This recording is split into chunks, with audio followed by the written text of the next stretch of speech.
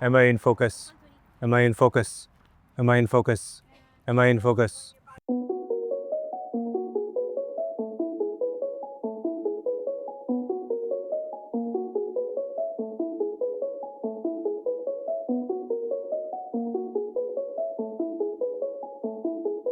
Am I in focus?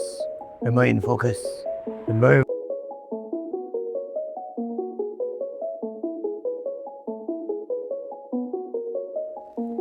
Welcome. I am Ricardo Tomasz.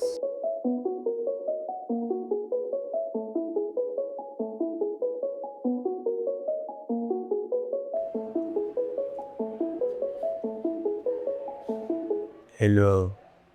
I am Ricardo Tomasz. We are here in San Diego. Thank you for coming to Art on 30th. As you can see, I have received honorable mention, for which I have received this beautiful sticker. The title of this work is Sex and Violence. Together, we merge love and hate. And above my piece is this work, The Bringer of Light. It is a beautiful crest, and the way the woman is masked to hide her delicate beats are masked so that we focus more on her eyes, which are the windows to the soul. Oh, pizza! Wall sculptures, like all art, is an ancient conversation between the artist and the space they inhabit. It begins with the primal urge to shape and define the world, to make tangible the formless, to claim a moment of eternity within the boundaries of walls.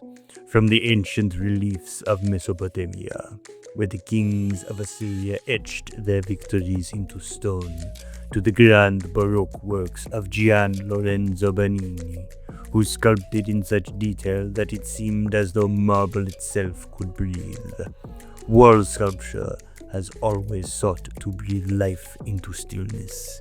These works transform flat surfaces into realms of possibility, like the fresco walls of the Sistine Chapel, where Michelangelo brought the divine to life with every brushstroke and chisel.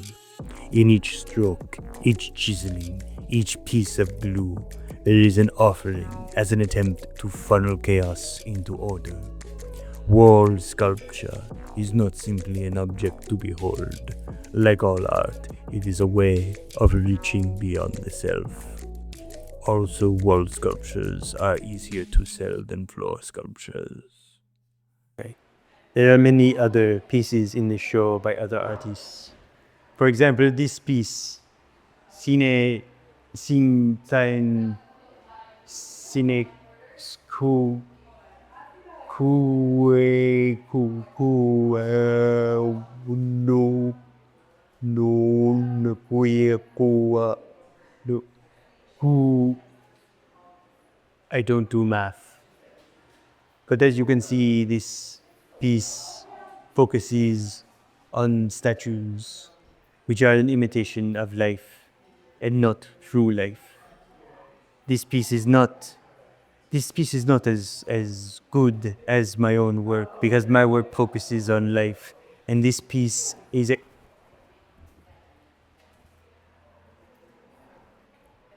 appears to have won first place. But it is not as good as my own. It is not as good as my own. No, it is an imitation of life, and it is not true life. It is not. No, it is not. It is. No. Art can be more than just beautiful. It can be provocative. For example, Comedian, a 2019 artwork by Italian artist Maurizio Cattelan, consisted of a banana duct-taped to a wall. It was meant to criticize and lampoon the high-end art market, and was recently sold for $5.2 million? Mia fas bekel seinem ebe axuban. I have also recently created a sculpture called Funny Man, which is now on display at Art on 30th Gallery. There are many other beautiful pieces of artwork in this show. One such example is this Enlightened Rings 1. Enlightened Rings 1 is very similar to my own piece. My piece focuses on sex and violence, and this piece reminds me of the breast. The breast which gives us life, just as sex gives us life. And so, when we are young, we crave the breast, we crave the sex. And when we grow older, we crave the sex as well. And so this entices me in ways I cannot imagine.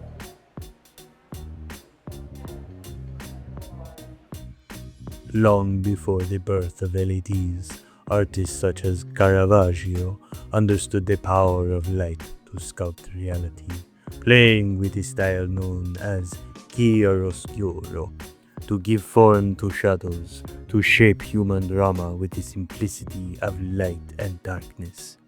In the 20th century, the minimalist works of Dan Flavin came to redefine the relationship between art and light. His neon and fluorescent tubes, simple and stark, turned artificial light into a medium of profound expression, transforming rooms into glowing temples of color. And now, the advent of LED lights has brought a new dimension to this ancient conversation, with their versatility, precision, and ability to make pretty colors. LEDs are like a modern-day alchemy, casting a spell of infinite possibilities. From the immersive installations of James Turrell, who molds light into architecture, to the ethereal worlds of artists like Olafur Eliasson, who uses LEDs to blend perception and space, light has become not only a medium, but a language. Light, in all its forms, reminds us that the boundaries of art are only the boundaries of our imagination. This dinosaur is covered in shadows, and that is because all dinosaurs are vampires. That is how they have lived so long. So this dinosaur has lost his soul because he must feast on the blood of other dinosaurs. Animals in art are not mere creatures of flesh and bone. They are symbols of the unseen. From the ancient Egyptians, who revered the cat as a goddess of grace and mystery, to the Christian iconography where the lamb became the symbol of innocence and sacrifice. Animals have embodied human qualities, fears, and desires. In the Renaissance, the humble dove soared above as a symbol of peace, its wings carrying the weight of the divine. And in more modern times, artists like Franz Marc in the early 20th century used animals to express the inner spiritual world, with horses and deer rendered in vibrant colors to represent the purity of nature. Each animal in its natural form is a mirror. The tiger, fierce and unrelenting, speaks of ambition, while the owl, with its wisdom-filled gaze, reminds us to look within. Even the raccoon, with its symbolism of violence and criminality, guides us through the labyrinth of our own existence. I hate this raccoon.